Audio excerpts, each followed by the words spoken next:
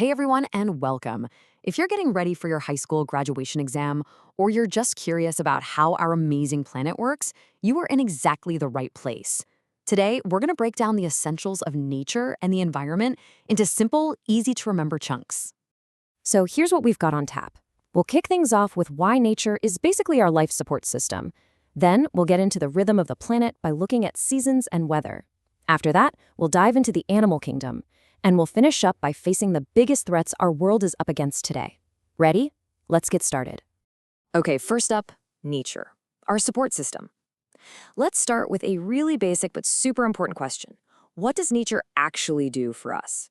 I mean, why is it so fundamental? So you hear this phrase all the time, right? Nature is our support system. It sounds big and important, but what does it really mean in our day-to-day lives? Well, let's break it down. It pretty much boils down to three key jobs.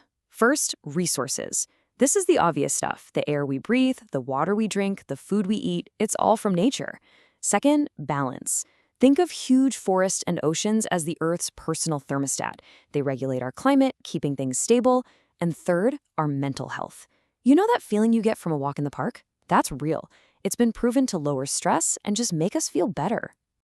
All right, moving on. Nature is never just sitting still. It's always moving in cycles. And the one we all know best is the seasons. So let's talk about how everything changes throughout the year. We've got the four big ones: spring, summer, autumn, and winter. This endless loop really dictates everything: how plants grow, how animals behave, and even what we do. So let's take a quick walk through the cycle. First up, spring. It's like the world's great awakening. After a long, cold winter, everything just bursts back to life. Flowers are blooming, trees get their leaves back. You can really feel that new energy in the air. Next, summer rolls in and brings the heat. This is when things are growing like crazy, farmers are harvesting crops, and for most of us, it means long days, sunshine, and maybe a vacation. After summer, things start to cool down with autumn. This is when we get all those beautiful colors as the leaves change and fall. The weather gets a little windier, a little rainier, and many birds start their long journey south to find warmer weather. And the cycle completes with winter. Temperatures can drop below freezing, and the world might get a blanket of snow. To survive the cold, some animals, like bears, do something amazing. They hibernate. It's basically a super deep sleep that lasts all winter long. So that's the big, yearly cycle of the seasons. But what about the changes we see from one day to the next, or even 1 hour to the next? Well, that's where weather comes in. Weather is simply what the atmosphere is doing right here, right now. And we've got a whole vocabulary to talk about it. If there are no clouds, it's sunny and clear. If the sky's all covered, it's cloudy or overcast. Rain can be a light drizzle or a total downpour. You might have a nice light breeze or some seriously strong winds. And if it's hard to see outside, that's fog. Then you get the more dramatic stuff, like storms with thunder and lightning, or even extremes, like heat waves and blizzards. Okay, let's switch gears and talk about the amazing creatures that live in all these environments. To understand biology, we often start with classification, which is just a fancy way of saying we organize animals into groups based on what they have in common. So here are the main groups to know. First, you've got mammals. That's us. We have hair or fur and give birth to live young. Then there are birds, which have feathers and wings and lay eggs. Next are reptiles, like snakes and turtles. They're cold-blooded and have scales. Amphibians, like frogs, are super cool because they live both in water and on land. Fish live only in water and breathe with gills.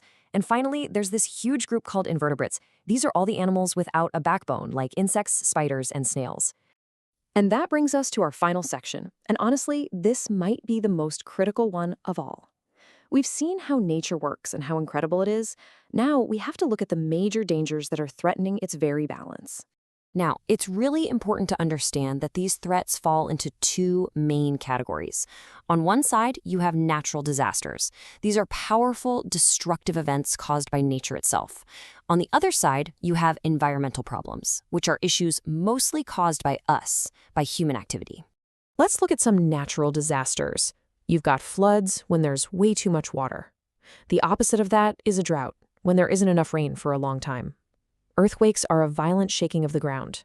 Hurricanes and tornadoes are incredibly powerful windstorms. And wildfires are huge, out-of-control fires that can destroy entire forests. Now for the problems that are largely our own doing.